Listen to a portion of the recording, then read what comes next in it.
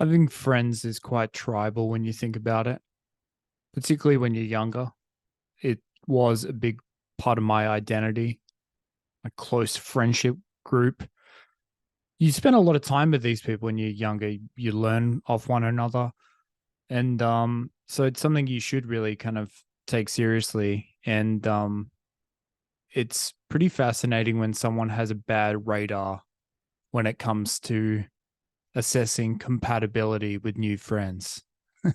Like I always think of that that PSA, that kind of pithy saying when you have sex with someone, you're not just having sex with them, you're having sex with every person they've had sex with. That kind of like wrap a connie around it before you jam it in somewhere type of message. I think there's a similar thing when it comes to mates because yeah, if you're inviting someone into your life, a big benefit of that is that it can kind of expand your social network. The amount of times like I've crossed the threshold and become mates with someone, and you let your guard down, you let the other person into your life, and a big benefit is like, oh yeah, you kind of by default you get grandfathered into a lot of their friendships. Not immediately, but over time they kind of like they give you the VIP corporate box experience where it's pretty easy to become good friends with these other people. So it's a good thing, but it doesn't work when someone has fucking terrible judgment in friends and they're kind of like cycling through people often. And I'm not referring to, there's certain people who are like the social butterflies out there where they're like friends with absolutely everyone. They got like a fucking cosmopolitan little black book of everyone imaginable under the sun. They're also simultaneously friends with no one, those people.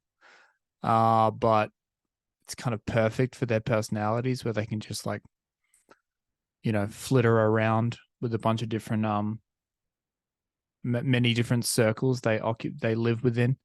Not referring to those people. I'm referring to the people where it's like you establish a friendship with them.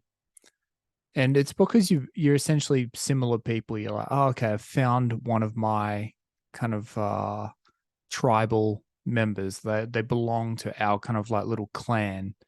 We share all these similarities. There's just a base level of compatibility.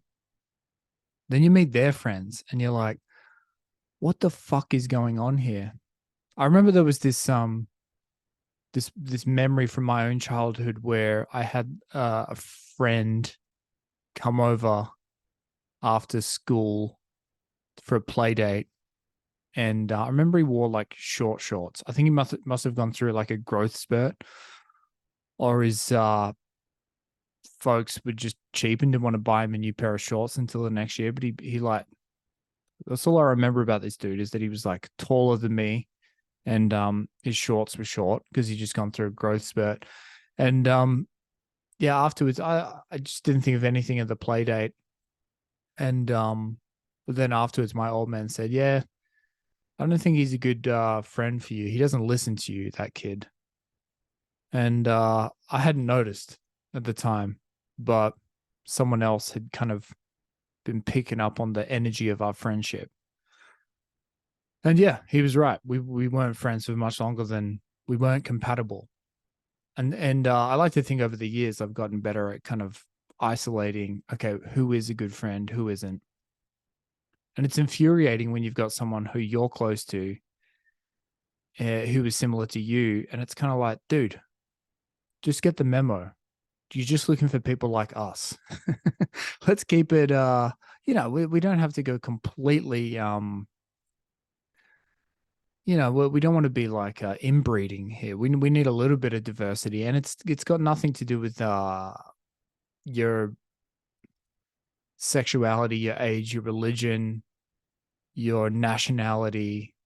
That's irrelevant. I'm talking it's worldview, really, is the commonality in your little friendship tribe here.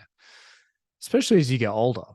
You don't really give a shit about, you know, what people do for work or who they vote for or whatever. well, that stuff's kind of an afterthought. At least it is for me. Mainly, I just want people where it's like, if you see something happen in the wild, you're going to have a similar type of interpretation. You know, when you're with a mate and then something wild happens in public and you get to you get to experience it together.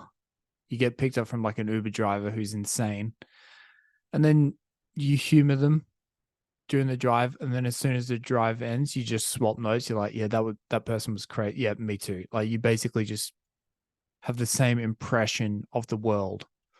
So for me, that's kind of the similar thing here. But when someone just keeps making mistakes, and you can kind of see it from the outside, like, oh my god, this is a bad match. When your mate matches with someone who's no good, who's just kind of like using them for something, or there's nothing really kind of like connecting them. They kind of want the friendship to happen, or it's just not really happen. I don't know. It's an intangible thing where you're like, that is not going to last. That person's that person's not like us.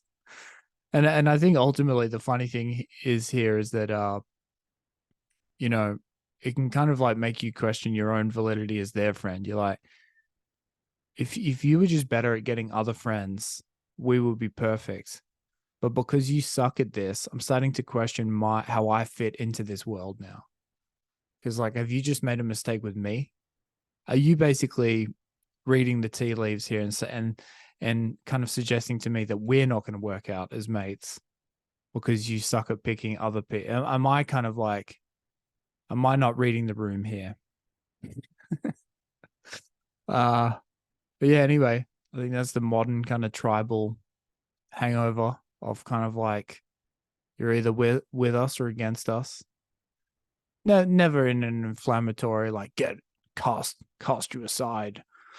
But it's kind of like that's how you find kind of a sense of belonging. And if someone's just got a bad taste, oh man, if it hurts me on a personal level, it's like it's not our thing, baby. All right, catch you on the next one. Bye.